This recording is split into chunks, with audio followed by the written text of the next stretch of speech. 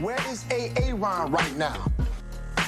Welcome to this Week 5 edition of What the Football, brought to you by Game Time. Kurt Warner joins us very soon, but first, this is Game Time, the fast and easy way to buy tickets for all of your sports, music, comedy, theater events near you. Game Time's got killer last-minute deals, all in prices and views from your seat, so you know exactly what to expect when you arrive. Take the guesswork out of buying tickets with Game Time. Download the Game Time app, create an account, and use code WTF. That is What the Football, WTF, for $20 off of your first purchase. Restrictions apply. Visit gametime.co for terms. Again, create an account. Use the code WTF for $20 off. Download Game Time today. Last-minute tickets, lowest prices guaranteed. Amy Trask, hello, my friend. How are you? I'm well. How are you? And by the way, very cool that we have our own code, WTF, on Game Time. Yeah. And that's a big deal. No, we're coming correct here. Yeah. You know who's not coming correct here? Your Raiders. What the football is happening in Las Vegas? I'd love to give you points for that segue, but youch, kind of hurts, and I feel for Raider fans. Suzy, I'm not sure that it's not too early to make that decision, and here's why. Current coach and GM, 21 games into their tenure, 17 games last year, 4 games this year. And the only reason I note that is the example we're seeing in Dan Campbell in Detroit. First season, won 3 games. Second season as head coach, started out 1-6, ended 9-8, and look at the Lions this season. And again, I note that simply to raise the point that it may, not necessarily is, but may be too soon to reach sweeping conclusions about the coach and GM in Las Vegas. But I will note this. If there are things going on behind the scenes, failures in leadership, fractures within the organization, lack of maturity and guidance and leadership, that's a different story, but we're not there. We don't know these things. But how do we not know these things? Devontae Adams was furious last week. Now we have Josh Jacobs. Let's listen to a little bit of sound first, then I'll ask you to react on the other side. For me, it's frustrating, man. I'm tired of losing. Just keep it 100. Tired of losing, man. And I feel like every day I go in there and I work so eventually something got to give. Just the fact that it's close, is it like, okay, we're right there, or is it just even Nah, more man, that frustrating? make it worse. That make it worse, man, because that just means, 5 to 6 plays, you do them right. Difference in the outcome of the game. But at the same time, you're tired of saying 5 or 6 plays, difference in the outcome of the game. It's just time to do that. There's some frustration there to be had, right? Now, let me just review this with you. So we know that they won the first week 1 against Denver, right? 17-16. Week 2, it was a 38-10 blowout at Buffalo, okay? Week 3, 23-18 home versus Pitt. Week 4, 24-17, Chargers got that one. The Chargers sacked Aiden O'Connell 7 times. 7. 6 times by Khalil Mack alone. So that's ugly already. We had that pick 6 on the 3rd-yard line. That was the dagger of the game. We know that. 1 sack away, by the way, from the record set by Derek Thomas against, so that Aiden O'Connell basically spent a lot of time on his back, right? And we're hearing players not just opine about the system or their own performance, but it feels like a lot of finger pointing and being direct at their unhappiness with the organization as a whole. So what do you think, how would an organization react when they hear their players that vocal? All right, well, I'm going to say 2 things right now that may sound as if they're mutually inconsistent, but they're not. I will say of Josh Jacobs the same thing I said last week about Devontae, which is these men are speaking the moment the game is over. They walk into the locker room. Teams were allowed to close the locker room for just a couple of moments, and then they go wide open. Press comes in, microphones in their face. They are expressing frustration. And I'm going to say the same thing this week I said last week, or when last we spoke about this. I think it's wrong for people to expect and demand of players that they play with passion and emotion and then criticize them in any manner whatsoever for being passionate and emotional after the game. You can't expect or demand of a player to be passionate and emotional on the field and expect that player to just turn it off with a switch after the game. So point one is that Josh is doing the same thing we discussed with respect to Devontae. He was speaking from the heart. That was emotion. I do not fault either of those players for sharing their emotion. All right, the second point, and again, they're not mutually exclusive, there may be something more there going on. And that's why I referenced that when you asked what the heck is going on and what do the Raiders do. If they believe this is simply X's and O's and it's going to get fixed, as was the case in Detroit, Dan Campbell, we've seen what he has done, that's one thing. If there are things going behind the scenes, and you noted there may well be, if there is a lack of leadership, if there is a lack of focus, if there is a lack of, I guess I'll use the word leadership again, that's an entirely different thing. But you asked, what does an organization do? One of the issues involves finance. I don't know off the top of my head how many years remain on the coach or GM contracts. But if there are years remaining, there is money owed. And so one of the things ownership will take into account, in addition to that which we've just discussed, is how much are they willing to pay for dead time, if you will. Right, I would imagine. Think back and you rack back your brain. I always talk about this idea of a library card catalog. When you have this kind of losing culture, like, have you lived through things like that with your experience at the Raiders, where suddenly you have players who are vocal or disgruntled? You're in a system maybe, or in a time when you're losing games, and that losing culture kind of becomes pervasive. Well, certainly there were periods of time during my years with the Raiders which were thrilling and exciting and wonderful, and then there were times that you just described where multiple losing seasons in a row. No particular player comes to mind, and to use a football expression, I'm not simply looking to punt. No particular player comes to mind, but yes, there were thoughts shared both within the organization. And what I'm not remembering, Suzy, is whether any of the men who shared with me thoughts directly also shared them publicly. Look, I remember the year that I was there that Dennis Allen was the head coach. There was, essentially a line out my door of players wanting to come in or players coming in and sharing how bothered they were with what was going on within the organization. But I don't remember anyone sharing it publicly. It's funny you bring that up. I wonder if you feel, because so many of the men who play in the National Football League were raised by women, do you think that sometimes the players felt more comfortable coming to you? Well, the easy and honest answer is I don't know. I certainly conveyed regularly that my door was always open to anyone and everyone in the organization. I believe the four most important words in any business, not just sports, are communicate, cooperate, collaborate, coordinate, and that was a message I shared throughout the organization. That may have been what encouraged players to come talk to me. Maybe they were more relaxed talking to me. Certainly, my hunch is they were more relaxed talking to me than they would be going into Al's office, although he also had an open door policy. Maybe they felt comfortable sharing it with me because they figured, well, that'll be easier than going into Al's office and sharing it with him. I don't know the answer to your question. Which players came in to see you when you were sitting there in your office during the Allen years? Oh, a ton of players. Defensive, offensive. Players were not happy with the, I'll use the word ambiance. Some people use the word culture. I don't like that word. Can you say who they were? I'll have to think about it. You're going to have to give my brain that 15. Yeah. We always joke around, and I'm the same way, that oftentimes I'll asking me a question and there's a 15-second delay. Oftentimes people ask me something and I'll remember it in the middle of the night and ping people. They think I don't sleep because I really don't. But what were they talking about with you? What were the questions that they'd come up with? Well, and it wasn't just players. It was people from throughout the organization. Well, the first thing Dennis did when he came into the organization was hold a big press conference and got up on, not a press conference, I'm sorry, a staff meeting. Well, he did both. He had, there was the press conference announcing him, and then there was a staff meeting, and he invited everyone in the organization. And I thought, well, that's off to a good start.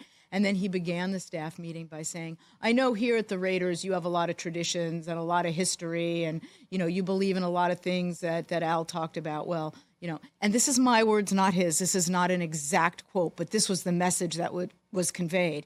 Yeah, no, we're not doing that anymore. Oof. Yeah, and everyone kind of looked around the room and thought, all right, let's give him the latitude to build what he wants, and it wasn't a match. Yeah, we had those years after years at Fox. It was constantly, all of a sudden, a new regime, and then like a new set of, set of like traditions that would go shoved asunder, and everyone had to reinvent the wheel, when all you really had to do was cooperate, collaborate, etc. Communicate, cooperate, collaborate, coordinate. Those 4 words are the most important to any business. Yeah, it's so true. I will tell you about my weekend, since we talked about some of these kind of crazy moments for all these Raiders fans. Let me just transition this over to watching the Sunday Night Football game with Rich Eisen. I have been very vocal about, I'm a Patriots fan. I've never in my entire life become a Jets fan. And I was. I mean, how could you? I was in the last 5 minutes of Sunday Night Football. And let me just set the table. People say what it's like. Well, what's it like watching a game with Rich? It's been really tough. There's been a lot of screaming. There's been a lot of tears in my house. There's been a lot of throwing things at the screen. There's been a lot of, Rich sounded like a cat, like someone had stepped on a cat the other night. We heard howling the other night. And I've been very vocal about saying that I think the vitriol towards Zach Wilson is absolutely uncalled for, right? But the way that Zach Wilson showed moments of really being not only just a capable quarterback, but a high-functioning quarterback on Sunday night, had it not been for a bunch of drops. I think Garrett Wilson dropped the ball. I know a tight end. There were a couple balls that went through a couple hands, a couple low passes, but he played like a quarterback playing to win, and I don't think it was just because Aaron Rodgers had come and was on the sidelines. We know he's working with him a bit. It wasn't just because Taylor Swift was in the building or Travis Kelce and Patrick Mahomes, et cetera, but he played great. But I will say this. My kid's tutor came in the middle, so I was in the kitchen trying to clean the kitchen for the 75th time on a Sunday. And I heard Rich howling like a wounded animal several times. And at the end of the game, when he opened the door, he just looked like he'd been kicked in the stomach. It was like week 1 all over again. But we're going to talk about this very thing soon with Kurt Warner when he calls in. And let me just make one point real quickly so we don't get besieged by Jets fans, by the way, some of whom I'm related to.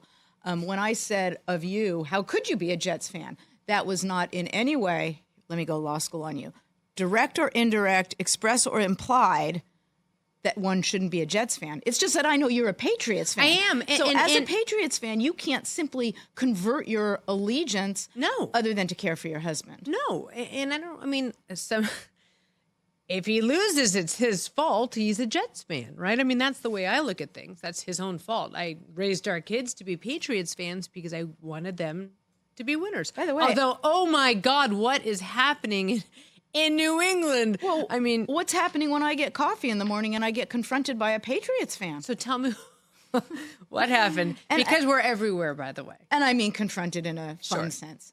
6 a.m. this morning, I'm at my local surfy beach shop or coffee shop. And by the way, you know me well, Suzy. You know I do not say any brand or any business name on air if they're not sponsoring us. So that's the only reason I'm not saying the name. But there I was, 6 a.m., when the beachy place where I get coffee in the morning opens up. And I'm in line. Did I mention 7 times that it was 6 a.m.? 6 a.m. 6 a.m. Guy standing next to me in line. There were 2 men. One's wearing a Patriots hat. He starts talking to me. It's clear he's familiar with me. And the first thing he says to me was, it wasn't a fumble. And all I'm thinking is, dude, it's 6 a.m. Can I just get my coffee? And then he goes on to say, I listened to the podcast you and Suzy Shuster do. And I said, wow, thank you very much. Appreciate that. And he says, and this is a quote, I like Suzy. kind of had flashbacks to Sure. junior high when I wasn't the cool kid, and I didn't even really get to hang with the cool kids. But I just looked at him and laughed, and I said, well, I like Suzy too. Oh, God. And did he at least buy your coffee? No, he didn't, now that I think about it. All right, we appreciate the fans. Buy her a coffee next time. At least wait for 6:01. Let's go back to Mac Jones. And what's interesting is everything relates back to this podcast. Let's get egocentric. So we have been talking about Bill Belichick a lot of traction around your story about how you had kind of thought about having him as the head coach for the Raiders. I'm sorry. I think you actually meant to say how I recommended to Al that he hire him. You're a lawyer. I'm making it sound bigger and better. Okay, I'm embellishing.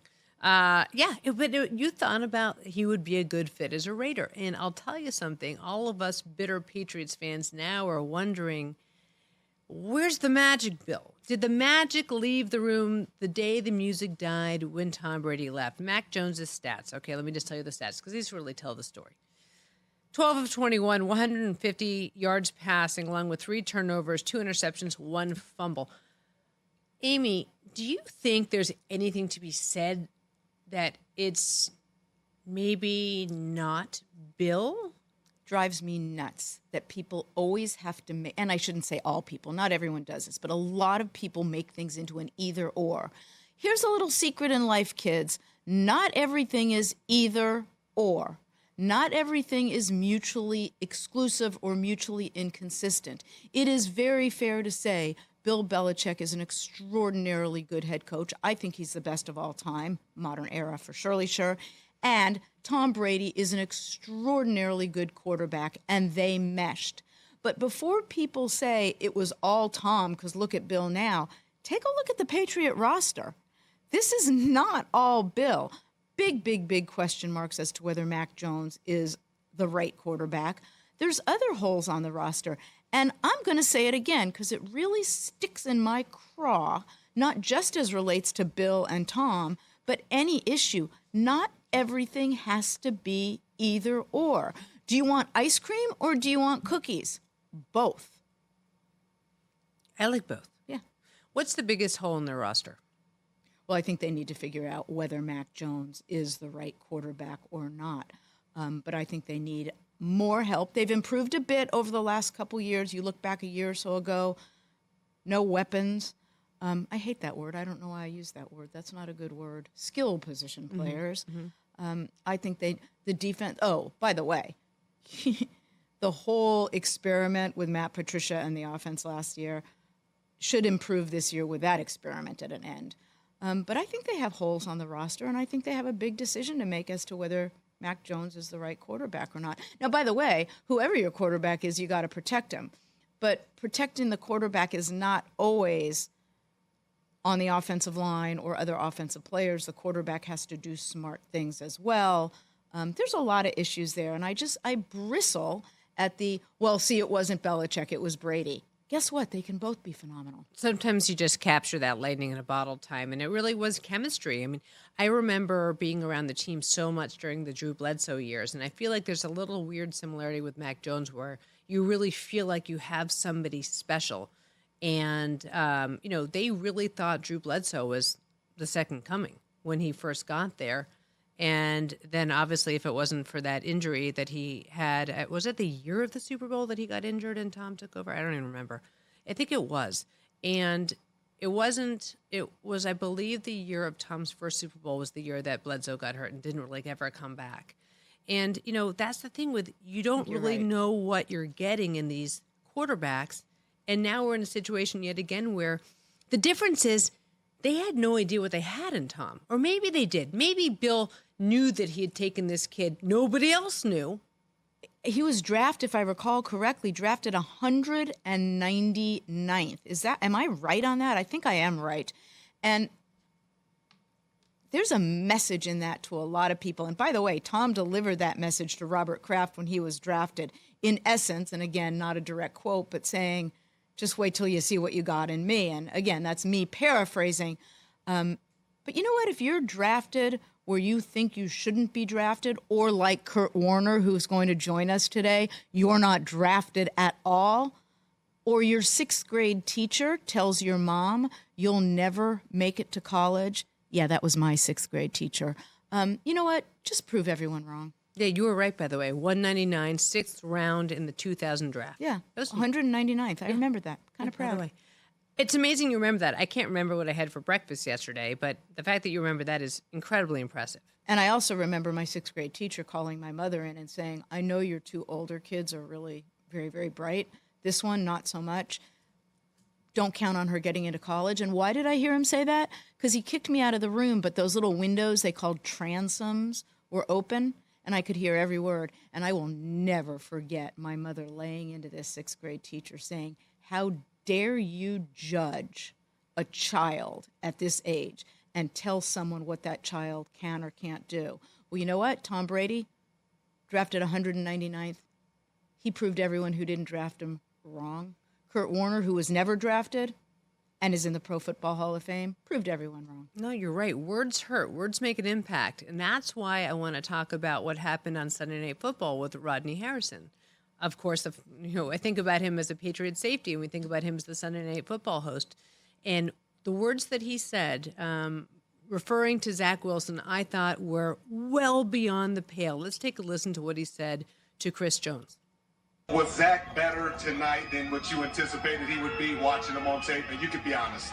Honestly, if I'm being completely honest, we knew it was going to be a battle. He's continued to get better week in and week out. And he's continued to lead week in and week out. But watching that tape, man, you got to look at this dude and say, oh, he is garbage. Like, we should really tear him apart. Like I said, Zach Wilson is special, man. You just got to give the guy time. You know what I mean? Wait. Did you say Zach Wilson is special? Yeah. I think he had a special night, but I don't think he's special. I've got to prove that you're special because you proved it over a course of time. He's not special. I'm just saying, Chris. I mean, I just think that is so beyond the pale, so rude, so uncalled for. To go that far, you would think that there was some kind of unwritten rule for a player upon player violence like that, but to call a man garbage, I thought Chris Jones showed incredible class reacting to that. Absolutely agree. That's the first place I was going to go with this. I thought Chris Jones handled that magnificently because he was on the spot. It's post-game. He's being interviewed, and he handled that superbly. So that was my first thought. But, there's a difference between sharing criticism, being direct and forthright and honest, and just being mean. And, I get it. I sound like an 8-year-old when I say don't be mean. But there's no need to be mean.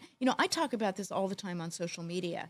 People can disagree with one another, but do so agreeably. Well, you know what?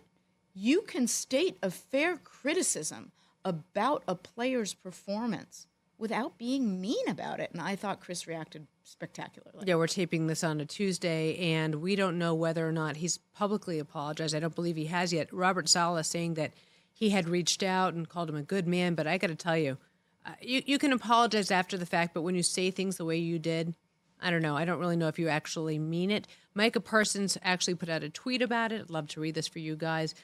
Bro, honestly, I'll never understand media. This platform should have been a moment to praise the Chiefs and they win. This guy is trying to tear Zach Wilson down. I don't get it. I honestly hope Zach Wilson proves a lot of these people wrong. And, I take offense when you say media because not all of us are ripping him a new one. And also, it's a player. It's not like some guy who's never played the game. That's where I take such umbrage to this. If you played the game, you know how hard it is to play this game at a high level.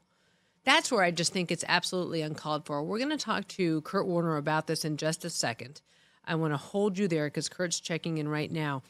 But we're going to stop for a second and talk about Game Time because they are our sponsor. We love them. The reason why I use Game Time is that I can see where I'm going to sit. And again, when you take little kids to a concert, you want to make sure you're not behind some kind of pole, obstructed viewing, what have you. I love Game Time because I can get those tickets, those deals nicely. Maybe I won't pay the most money if I go to gametime.co. But the best part for me is I can see where I'm going to sit. I just don't want to be miserable about that. So take the guesswork out of buying tickets with Game Time. Download the Game Time app, create an account, use the code WTF for $20 off of your first purchase. Restrictions apply. Visit gametime.co for terms again. Create an account, redeem the code WTF for $20 off. Download Game Time today. Last minute tickets, lowest price, guaranteed. And Kurt Warner joins us now as promised. And Kurt, what is your reaction to what's happening with Zach Wilson and the vitriol directed at him, especially by Rodney Harrison? I mean, you guys know as well as I do, there's always two sides to all of this. Is that, I've had some issues, since becoming an analyst of how you do your job and how you analyze players, and try to be honest and give criticism where criticism is due, yet never attacking the person, right? I always say, attack the problem, don't attack the person.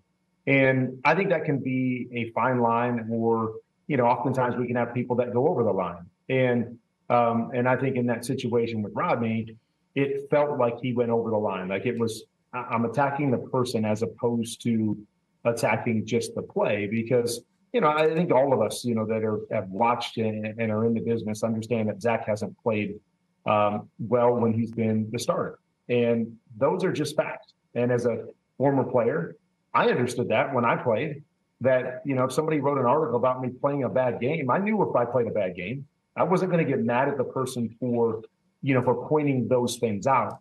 But I think there is a way to do it. And I think, when you get into the media and, you get into that position, you have to be able to walk that fine line and do your job, because the best analysts out there do their job and they analyze and they say when things are wrong or when things need to be better. But you do it in such a way that, you're trying to teach and you're trying to show people what's going on and not doing it in a way to attack anybody. Yeah, because this felt more personal. This felt meaner. That's the thing that really bothers us. And, to call a man garbage, I just think as a former player that it crosses lines in a different way. It's one thing if you know that you're not playing well, but it's become cruel with Zach Wilson. I don't know how this kid gets out of bed in the morning and then he goes out and has an incredible performance on Sunday night, but I feel like there has to be a difference there. Have you ever seen it this personal, this mean, this directed? I mean, I can't necessarily recall situations, but I know I have. I mean, I know that there's been plenty of people in our business that have got personal with people and made it personal. And it was just something when I got into the business that I wanted to figure out how to do it the right way. So it was never attacking, someone, and it was using your platform to be able to lift people up and help people. And, I also think the hard part too, we'll use Zach Wilson as an example, is that here's a young kid that was drafted high. And when you're drafted high, obviously everyone else has expectations for you. I look at this situation and I say, I think Zach's in a situation that he's not really ready for right now. And we criticize and we scrutinize these individuals. Justin Fields is another one to me, that they get thrown in, and because they've been thrown in or because somebody drafted them in a certain place, we think everybody should be ready for, that position. And it's not always the case. It takes time. And some of these guys are thrown in there and then we criticize them for something that they're just not ready for at this point in time. And that to me is another thing that's hard, is you have to be realistic about the situation and realistic about these individuals and say it's okay not to be ready at times, right? It's okay to take some time. I mean, I didn't get my first start in the NFL till I was 28, right? I got cut. I had to play arena football. I had to do a lot of different things before I got that opportunity. And, it's funny with Mooch on our set, we joke all the time, he's the guy that cut me, but he said numerous times, you weren't ready at the time. And I fully believe that. I mean, I sat on the bench for 4 years in college. Zach Wilson didn't play a lot of games in college. And so I needed to play more football so I could be ready for that position. And some of these guys are just thrown in just because they're drafted or just because, they're the next guy up. And they're not necessarily ready for the position. And I think that's another place we have to take as media, is we have to step back sometimes and understand the tough situation some of these guys are put in. And, if they're not ready, I can't just sit there and blame Zach, like, well, Zach's not ready, so he's garbage or whatever. It's just like, he needs time. He needs time to grow and needs time to become that guy, or at least for us to see if he can become that guy. And I just think he was thrown in too early, and now we're seeing some of the ramifications of that. And it's, it's too bad, because I think he's a good kid that's trying to do his best and trying to learn on the fly. But it just takes time to get really good at this position. You know, Kurt, you said many, many, many wise things. I loved all of your observations, but one in particular stuck with me. And I'm paraphrasing you, not quoting you, but you said in essence, address the problem, don't attack the person. And that takes me back to when I was a little kid. And at one point I said to my mom of someone in my class, she's stupid. And my mother stopped me immediately and said, don't ever call a person stupid. Say they did a stupid thing, they made a stupid decision. Those are fair things to say, but don't call a person stupid. And in essence, my mom was telling me as a little girl what we are now agreeing upon at this moment, which is go ahead and critique a player's performance, but you don't need to, as Suzy said, call that player garbage. Yeah, I think you're right. You know, when I coached high school football, it was something that I always got up in front of my players early on and told them, I said, you know, every time we get in here and watch film or we're on the field, I'm going to attack every problem. And sometimes you're going to be at the heart of that problem, right? We're on film and I got to point out you because you didn't do the right thing. It's not because I don't love you or, you know, that I just want to point you out or, you know, we want to make you the set. It's because I want you to be better and I want us to be better. And so that becomes our role as analysts. What I believe my role is and how I take it is a lot of times when I'm analyzing things, I'm hoping that it gets back to a guy like Zach Wilson or a guy, and you switch aside, even the guy like Tom Brady, whatever I'm saying, because I believe in it, that maybe it's something that they can take and apply and get better from. Or maybe it's a young kid that wants to be the next Tom Brady that can pull from it. And so, but I think it is important to always remember that perspective when we go into anything, because in every job, you guys know it as well as I do, every business, you've got to attack the problem. I mean, you've got to point out where there's issues and let people know what they're not doing well enough.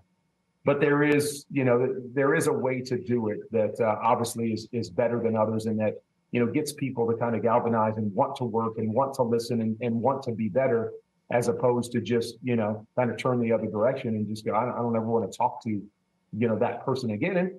And guys, it's a fine line. I mean, I know that I've had times on the NFL Network where individuals have chosen not to do interviews with me because, you know, I did a breakdown of something, you know, that they did or a game that they played, and simply just breaking it down from my perspective to teach people, you know, but it's sensitive. None of us like to hear when we don't do something well or when we're not playing well.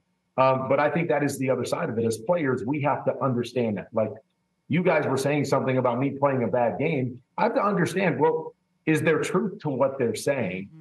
And if there is, then I can't point you out and go, well, look what they're saying about me. It's more just, hey, I'm in a position and we have a platform where that is going to happen. You know, that when you do great, they're going to praise you. When you don't play well enough, there is going to come some criticism, and you have to be able to accept that part of it as well. What's the cruelest thing somebody said about you? Well, I mean, the cruelest thing that was, you know, really sad or situation that I went through was, you know, when I was in St. Louis, wasn't a great, you know, kind of falling out or divorce between me and St. Louis. And there were some comments made that attacked my character, you know, at that time. And that to me is the cruelest thing, because to me, football is football. You know, if you say I played a bad game or if I'm not playing well, I can deal with that. I can understand that. Have your say, do your thing. But, you know, when they start to attack your character, and especially when it's unfounded, those are the most difficult things. Because for me, that was kind of what I built my whole career on, is that, you know, whether you thought I was a good football player or not didn't matter. But I always wanted to make sure that I carried myself in a certain way. So that to me were the hardest things. It wasn't, oh, you know, he played awful and he threw 5 interceptions, or he's terrible. Right? That stuff, you know, I can deal with because I'm confident in who I am. But the character things are tough. Well, having spent years in the league with you, I can tell people on first-hand basis, a magnificent character. So anyone who suggested otherwise was wrong. And I know I don't need to tell you that, but I'm simply sharing that from my perspective and my personal experience sharing years in the league with you. That's just crazy talk. You know what else is crazy, Kurt? That somehow you and I have gotten old enough that you have a son who is playing quarterback in college. Because I don't know how that happened, and I don't know how that math works, because shouldn't he still be about 5 years old? Yeah, they should all be that. Not only do I have a son that's playing in college, I had a son that actually tried out with the Tampa Bay Bucks this year. That's right. That's right. I was watching the game we're calling the game last night in New York, and Isaiah Hodgins, who is the son of one of my teammates from when we won the Super Bowl, was playing in that game. And so, yes, Amy, unfortunately, we have gotten old, and there are reminders around every corner of how old I've gotten. But I think we've gotten wiser, and it's fun now at this stage for me, anyways, to watch my kids kind of shine and do their thing and help them pursue their dreams as I was able to do so long ago. Those are magnificent, magnificent words. And you, of course, are absolutely right. And I still refuse to accept that we're old enough that you have children of the age they are. Before we move off of Zach Wilson, I want to ask you how you think he is right now, psychologically even. How do you think if you could put yourself in his shoes, and I know that you communicate with so many people in the league, but I just want to wrap this up by saying, Joe Namath, obviously Rodney Harrison, but just the pressure this kid feels. He knew he was replaced. This is the part that really kind of, maybe it's because I'm a mom and I look at it differently from this perspective, but that he knew he was replaced by Aaron Rodgers. As you said, he needs time to develop. To get attacked by Joe Namath, to get attacked on national television by Rodney Harrison. I mean, what does that do to somebody psychologically as a quarterback out there? I mean, there's no doubt that it's hard on, anyone and a young kid. Again, I have gotten to know Zach a little bit, and, all I know about him is that he wants to do well, right? I mean, he's doing everything that he can, and he's trying to learn as fast as he can, and he's trying to get up to speed and get comfortable with what they're asking him to do while playing against the greatest players in the world. And so it's never fun. I mean, you want everybody to support you. You'd like everybody. And that's the other hard part, right? Is, I always say this when I do my analysis on my own, is that I'm not sitting in the room with Zach Wilson and his coaches and knowing exactly what they're telling him, knowing, what is being coached on a certain play. So it's so easy for us to, put on the film and go, look, this guy's wide open. Why is Zach not throwing it to that guy? And then you sit down with him and you go, oh, the coach has told you to go over here first, and then you never had a chance to get over to the open guy. And that becomes a whole nother part of, when you're making comments, is to make sure that you fully understand the basis behind what's going on before you make some of those comments. But what I believe about Zach is I think he's getting more and more comfortable in that position. I think he's getting more and more comfortable with the team. I think we saw that last Sunday night. But this job is about consistency, and it's about stacking good games on top of each other. And he understands that's a part of what he's going to have to do to earn, that position, and to earn, that locker room, and to be able to take it over and become the leader that you have to be at that position, that he's got to continue to improve and get better. One more quick note about what Micah Parsons shared before we move on to another quarterback question for Kurt. I love that in his post, Micah said, why are we focusing on Zach? Why aren't we focusing on the fact that the Chiefs won? And the reason that resonated with me is very, very, very early in my career, I think it was my first season with the team, someone on the staff said to me, or said to a group of us, we were together, why is the focus always on the team that lost? Why don't we focus more on the team that won? And I love that Micah said that, which is instead of focusing on Zach, focus on the Chiefs. They won. And, oh, by the way, you were talking to Chris Jones, so focus on the Chiefs. I think we focus too often on the losing team, not the winning team, but that's just my view.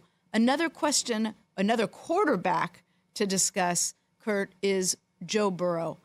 I don't think they should be playing him. I think they should be sitting him for a number of reasons. But what matters to me right now is I want to know what you think. Well, I mean, no offense, Amy, but it really doesn't matter what we think. Wait, what? What I know is that if I was Joe and I could get out there and play, I'd be out there playing. I mean, that's the nature of what we do. And, it's one of those things that, we always say to ourselves, or we hear people say, well, he should play if he gives the team the best chance to win. But if there's somebody else that maybe gives the team a better chance to win, then he should sit down, or the coaches should sit him down. I can tell you that I never thought there was somebody that gave our team a better chance to win. It didn't matter if I was beat up, I was on one leg, I was limping out there. That's just how we feel as competitors, is that our team is better when we're out there. You know, whatever that means, even if we can't play our best, our team is better when we're out there leading them. And I believe, you know, he said it a couple of weeks ago when he played in that Monday night game, and he wasn't himself, but he said, yeah, I understood the risks if I went out there and played, but I also understood the risks of being 0-3. And so there's a whole nother side to this, and especially in our game, because there's only 17 of these things. Every one is huge. It's not like we're playing 162 or we're playing 82 games.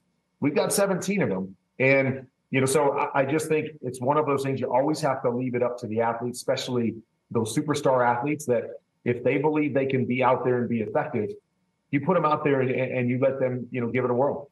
You are, of course, absolutely right. And you lived it and you know it. And I lived it from the business perspective as well. Mm-hmm. Players will always say, I can go, I can go, I can go, and they want to play.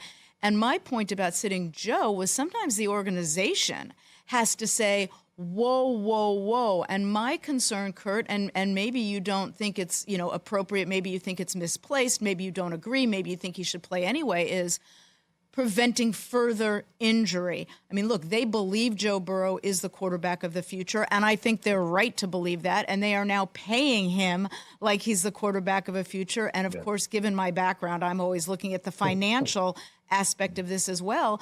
But at what point do you believe that even though a competitor is saying, I can go, I can go, I can go, that sometimes a trainer or a doctor or a coach or someone in biz ops needs to say, you know what, we need to take this slowly and protect you for the future? Well, yeah, I mean, I think that's a big picture question in terms of if you have an injury that could affect you in future years. You know, so for instance, let's use Tua from a year ago when Tua suffered the concussions. And, you know, he had a couple of them in a short period of time. I think we all at that point go, okay, we understand that. We understand the organization stepping in and going, okay, this is bigger than one season. When we're talking about Joe Burrow and we're talking about a calf, that to me is one of those, like, even if he hurts his calf more this year, I don't believe that's going to have any bearing on the rest of his career and his future. And so, you know, like I said, every season is so important and every game is so important in our business that I think that's the approach that you have to take is, can this be something that gets worse and not just get worse in the short term, but something that could affect somebody long term? Then I fully think you're right. I think we need people to step in and protect us from ourselves. But if, you know, that was one of the first questions that I was asked every time I suffered an injury is, okay, if I play, can I make it worse? Right? If I play, can it lead to something that becomes more serious? And anytime I heard, nope, this is one of those that, yeah, I mean, you could pull it worse, but it's not going to be a long-term thing. That's the first time that's go, okay, if I feel like I can go and play, I'm playing then. You know, but that is a question you must ask. No question whether you're an organization or a player. But in this case with Joe Burrow, I just think he's got a strained or a pulled calf, and he could pull it a little bit more or he could re-injure it, but I don't think it's something that will have any long-term effects whatsoever. Yeah, and see, as a sideline reporter, I look at that and I think, okay, with the Aaron Rodgers injury, the calf, the Achilles, it's so connected. I worry about, could that be something that's symptomatic of a greater injury? So I think to myself, well, maybe is it worth the rest? Is it worth the time to let it heal more effectively? And I agree. Like if I have a doctor that says, hey, if you have a weak calf, and so now you're going to compensate for it in some other way, and that could lead to something like an Achilles, that is a whole other conversation for me because, you know, those types of injuries, when you have an Achilles, I mean, those are hard to come back from, period. And so, you know, those are the things that start to, you know, even as a player, those start to make sense, you know, right? That reality comes in when you hear somebody say, hey, I know this seems small right now, but it is directly related to something else that could be long-term. That's when I think us as, you know, players will kind of step back and go, okay, I need to weigh this a little bit more than just, you know, can I limp onto the field or not? Yep. The player needs to weigh it and the organization needs to weigh it. And as to your point, Suzy, about Aaron, he had a calf injury and then tore his Achilles. Well, Kevin Durant, same thing. So we don't know if it's causation. We don't know if it's correlation, but we do know two athletes with injured calves went on and tore their Achilles. So I agree, with Kurt's analysis. You got to find out if you believe that is correlation, causation, and if you need to be more careful. What's the most hurt you ever played? I mean, I don't know. I was pretty fortunate. I dislocated and tore the ligaments in my left elbow, 1 year. So I had to play with like a Terminator brace on my left elbow, but it was my left elbow. It was painful, and you had to get shot up and those kinds of things. I mean, I played with broken ribs and broken fingers, and I mean, things like that. But to me, it's those kind of, again, back to your guys' point. Those things were kind of like, okay, they're injured. They're not getting more injured. So can you deal with the pain of playing? And so those were most of the injuries that I dealt with. I never really had to make that decision of, okay, this is, not terribly bad, but could lead to something worse. Now, do you want to play? I think the biggest thing would just be like a concussion. My last year playing, I suffered a concussion, came back the next week and got cleared. And I just didn't feel right after the concussion. So I had to make the decision to sit out a game personally. And that was probably the hardest one for me because, when we are talking about the head and we're talking about the concussions, and I was older at the time, I'm starting to think about life beyond football. But that was probably the toughest one for me. Most of my other injuries, as I said, a broken bone or whatever, was just kind of, as long as I can manage the pain, it's not going to be something that's going to, be detrimental moving forward. Before we let you go, really quick question. Who's the quarterback that concerns you the most and why? Quarterback concerns me the most in regards to what? Playing, how they're playing out in the field, where they are. I mean, I would have probably said, Joe Burrow right now, just because it's so different than what we've seen. I think, looking at the game last night, because it's fresh on my mind, Daniel Jones. Here's another kid that I believe got a contract that was bigger than he's played up to this point. And when you do that, obviously there's a huge blessing in that.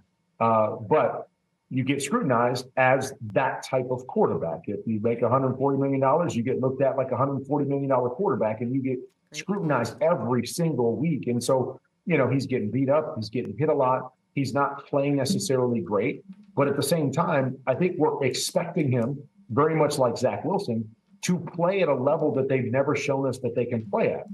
And it's unfair to me, to the player, to put that on them just because they were drafted number 3 overall, or just because they're the starting quarterback for the New York Jets now, or just because they signed a big contract. I think we still have to be realistic with who these players are, what we can expect from them, and we need to look at them through that lens. And so, guys like that, guys like Justin Fields, guys that aren't playing up to, the expectation of being a starter or being a franchise quarterback. I worry about those guys because, just as you said, when you hear people talk about them and say things about them like that, you can't not hear it in this day and age, right? Maybe when I was playing, you had to read it in a newspaper. So if you didn't pick up the newspaper, maybe you didn't hear it. Nobody told you. Now you hear it. The stuff with Rodney Harrison, I mean, that's out there every single day, and you guys are talking about it, and every podcast is talking about it. And that affects you because, when you are trying to do your best and you're just battling, and then you have people out there, saying things like that, it can really mess with your psyche. And I worry about young kids that are thrown in too early with too high of expectations, that it's going to swallow them up before they truly have a chance to succeed. I had a year to sit under, before I had to play. You look at the guys like Jordan Love and Aaron Rodgers and even Patrick Mahomes sitting for a year and being able to learn under those things. Some of these guys don't get that chance. They don't get that opportunity, and I feel bad for those guys. What do you do on a flight to London? Do you watch movies? Do you watch shows? What do you do? Do you eat ice cream? We eat ice cream on the podcast here, so I didn't know if you ate ice cream. It depends. Well, I'm going by myself this time, so I won't be with Brenda. So otherwise, we'd probably try to do something together. Because it's in the middle of the football season, I would probably be watching tape if I don't have my tape done. I'll spend a lot of the flight watching tape and getting ready for the game. But other than that, I'm with you guys. Eat as much food as I can. Yeah. Sleep if I can and try to figure out my schedule, and then I'll watch as many movies as possible just to kind of get away before I get there. Awesome. Can't wait to see you over there. Say hi to Bren. Awesome. Great to talk to you guys. Thanks, Kurt. That's Kurt Warner here on What the Football. So I think I'm going to watch 3 or 4 movies when I go over next week, by the way. Rich leaves on Wednesday. Today's Tuesday when we tape. And he'll be there for 2 weeks. I'm going to go over there for a couple days. He said, are you going to the game? I said, probably. I don't know. I think I have to. I got to go. I've gone a couple times. I've never actually gone to the game. Interesting. Yeah. Interesting. We played a game. It was a preseason game, but we played a game in London. Set the table here. Well, it's a little bit of a peeve of mine that we hear players talking about, the trips overseas, whether it's to London. We played a preseason game in London. We played one in Tokyo. We played one in Mexico City. And we hear all the time players talking about how hard the travel is, Let me tell you about the travel, Suzy. And by the way, I'm not suggesting that it doesn't take a toll on the body to travel multiple time zones. I'm not suggesting it doesn't take a toll on the body to travel on a plane for that amount of time. But let me tell you about the travel and why I get a little bristly when I hear players talking about how hard the travel is. Okay, here's how the travel goes. When you're getting ready to leave on any trip, overseas or otherwise, you walk out towards the team buses and you just plop your bag down on the ground and your equipment guys get it on the bus for you, and then they get it on the plane for you. The team buses roll up to the door of the facility. You walk out, you get on the bus. If there's any passport to be checked because you're going overseas, the passport checking people come to you. You don't have to stand in line. You don't have to go through any sort of control. They come on the team bus and they look at your passport. Now, maybe that's changed since 9/11, but I guarantee you they still make it easy for you. The buses then roll up to the door of the plane. You don't have to walk through the terminal. You don't have to wait in line. You don't have to go through security or any such thing. You get on the plane. Players get, at a minimum, 2 seats to themselves. So if the plane is designed as 2 seats, 5 seats, 2 seats, there's 1 player in the 2 seats, and there's generally 2 players in the 5 seats. You can walk around. There's snacks everywhere. People hang out in the galley. They eat snacks the whole way. I ate a lot of snacks. I did a lot of that. You get off the plane. You get on a bus. The bus takes you directly to the hotel. You don't have to wait in line. You don't have to check in. Someone hands you your key as you get off the bus, and they have the lobby cordoned off so you walk straight on the elevator. Look, I could go on and on and on. I won't belabor it. My point is, it is not difficult to travel. The logistics are very easy. So maybe you're tired because there's a time zone change. Travel is not difficult in the National Football League. And did you eat ice cream on the plane? Of course. And by the way, did I ever tell you forgot this week. Well, and by the way, did I ever tell you about the time that a coach confronted me on the flight on the way home? You know how that whole... Who was it, Amy? You have to say. Honest to gosh, I will tell you right now, it was not a head coach. It was the assistant head coach. If I think of his name, I promise you I will tell you who it is. It's just not coming to mind right now. But he marched up. Maybe confront is the wrong word, but he just strode over to me on the plane on the way home. And my peeve, one of my peeves, I kind of am on like giving you my peeves today about complaining about travel. Well, another peeve is coaches complaining about distractions.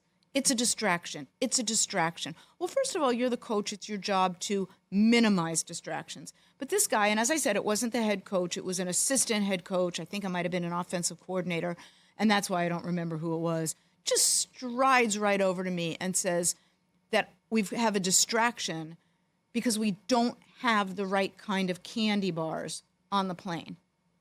And I'm looking at him. Like, what did you just say is the expression on my face? Because in the galleys on the team planes, we always had baskets of a variety of candy bars. And we're on our way home from a game that we had lost. And he just strides right over and tells me that the fact that we didn't have a certain kind of candy bar, which I won't name because they're not sponsoring What the Football, but he tells me because we don't have this candy bar, it's a distraction. And I looked at him, Suzy. I said, if you think that a missing brand of candy bar constitutes a distraction, well, let me tell you something. We got a bigger problem here than missing candy bars. You should have looked at him and said, WTF. I mean, honest to gosh, if you're a coach in the National Football League and you're going to tell me on the plane ride home that a missing brand of candy bar is causing a distraction, we got a bigger problem than that missing candy bar. And that's what I told him. Did he get fired? that season? Again, I got to go back. You know, my brain, it works slowly. I will let you know when I think of it. He did eventually get fired. I just don't remember if it was that season. We will find out. We will post it online at the Rich Eisen Show YouTube page and let you guys know who it was, who got fired. And I'll tell you this right now, he deserved it. Get your own candy. Don't be such a baby. Get your own candy. Thanks for listening to this edition of What the Football. Subscribe wherever you find your podcasts. Find us on the Rich Eisen Show YouTube page. However it is, send your questions. We will always read them, always take them. Thanks, Amy. Thanks to everybody here in the studio. Thank you so much for taking in this edition of What the Football.